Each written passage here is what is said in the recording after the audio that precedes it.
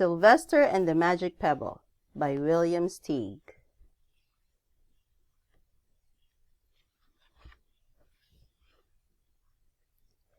Sylvester Duncan lived with his mother and father at Acorn Road in Oatsdale.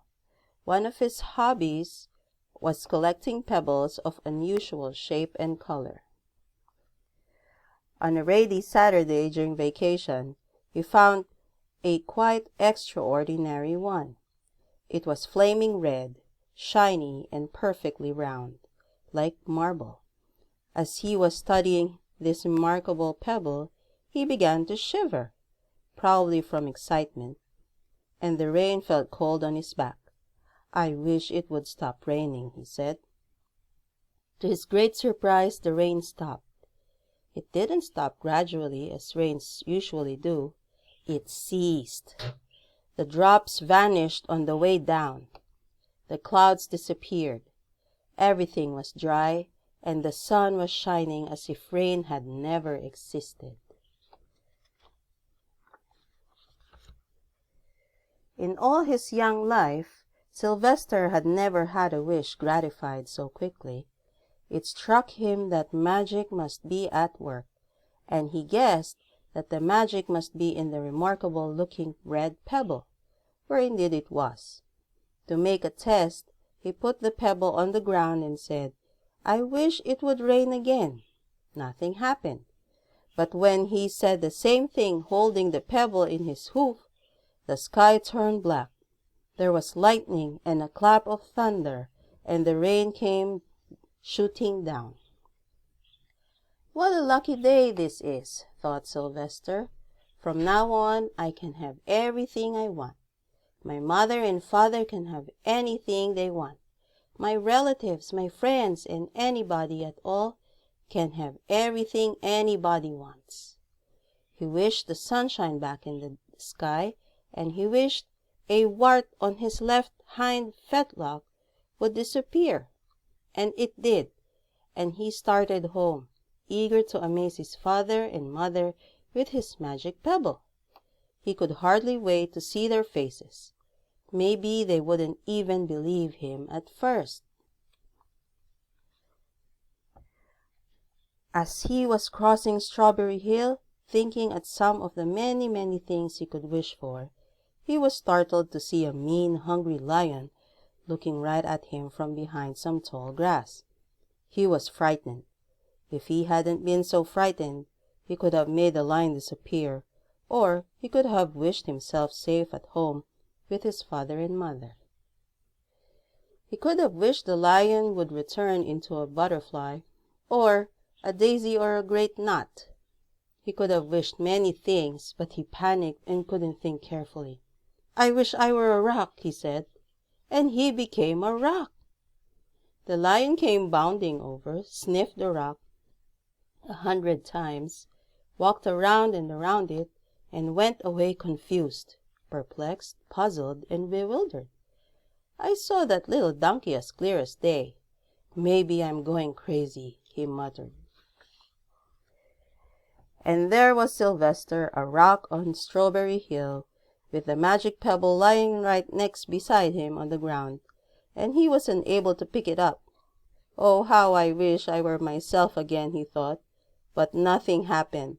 He had to be touching the pebble to make the magic work, but there was nothing he could do about it. His thoughts began to race like mad. He was scared and worried.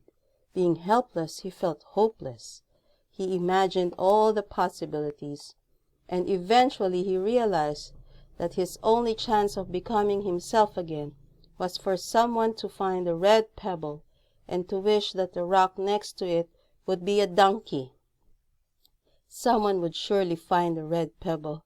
It was so bright and shiny, but what on earth would make them wish that a rock were a donkey? The chance was 1 in a billion at best. Sylvester fell asleep. What else could he do? Night came with many stars. Meanwhile, back at home, Mr. and Mrs. Duncan paced the floor, frantic with worry. Sylvester had never come home later than dinner time. Where could he be? They stayed up all night wondering what had happened, expecting that Sylvester would surely turn up by morning. But he didn't, of course. Mrs. Duncan cried a lot, and Mr. Duncan did his best to soothe her. Both longed to have their dear son with them. "I will never scold Sylvester again as long as I live," said Mrs. Duncan, "no matter what he does." At dawn, they went about inquiring of all the neighbors. They talked to all the children, the puppies, the kittens, the colts, the piglets. No one had seen Sylvester since the day before yesterday. They went to the police. The police could not find their child. All the dogs in Oatsdale went searching for him. They sniffed behind every rock and tree and blade of grass, into every nook and gully of the neighborhood and beyond, but found not a scent of him. They sniffed the rock on Strawberry Hill, but it smelled like a rock. It didn't smell like Sylvester.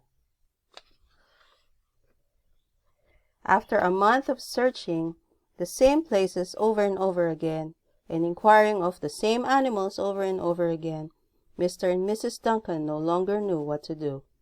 They concluded that something dreadful must have happened, and that they would probably never see their son again, though all the time he was less than a mile away. They tried their best to be happy, to go about their usual ways, but their usual ways included Sylvester and were always reminded of him. They were miserable. Life had no meaning for them anymore. Night followed day, and day followed night, over and over again. Sylvester on the hill woke up less and less often. When he was awake, he was only hopeless and unhappy. He would be a rock forever, and he tried to get used to it. He went into an endless sleep. The days grew colder. Fall came with the leaves changing color. Then the leaves fell and the grass bent to the ground. Then it was winter. The winds blew this way and that. It snowed. Mostly the animals stayed indoors, living on the food they had stored up. One day a wolf sat on the rock, that was Sylvester, and howled because he was hungry. Then the snows melted, the earth warmed up in the spring sun, and things budded. Leaves were on the trees again. Flowers showed their young faces. One day in May, Mrs. Duncan insisted that his wife go with him on a picnic. "Let's cheer up," he said. "Let us try to live again and be happy, even though Sylvester, our angel, is no longer with us." They went to Strawberry Hill. Mrs. Duncan sat on the rock. The warmth of his own mother sitting on him woke Sylvester up from his deep winter sleep. How he wanted to shout, "Mother, Father, it's me, Sylvester. I'm right here." But he couldn't talk. He had no voice. He was stone dumb. Mrs. Duncan walked aimlessly about while Mrs. Duncan set out the picnic food on the rock: alfalfa sandwiches, pickled oats, sassafras salad, Timothy compote. Suddenly, Mr. Duncan saw the red pebble. "What a fantastic pebble!" he exclaimed. Sylvester would have loved it for his collection. He put the pebble on the rock. They sat down to eat.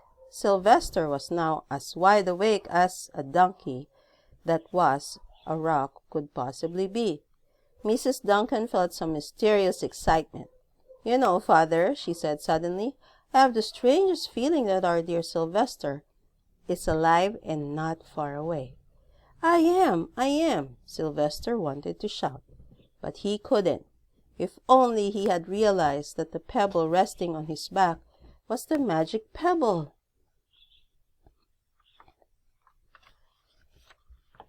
"Oh, how I wish he were here with us this lovely May day," said Mrs. Duncan. Mr. Duncan looked sadly at the ground. "Don't you wish it too, Father?" she said. He looked at her as if to say, "How can you ask me such question?" Mr. and Mrs. Duncan looked at each other with great sorrow. I wish I were myself again. I wish I were myself again, said Sylvester. And in less than an instant, he was. You can imagine the scene that followed. The embraces, the kisses, the questions, the answers, the loving looks, and the fond exclamations. They had eventually calmed down in a bit and had gotten home. Mr. Duncan put the magic pebble in an iron safe. Some day they might want to use it, but really, for now, what could they wish for? They all had all that they wanted. The end.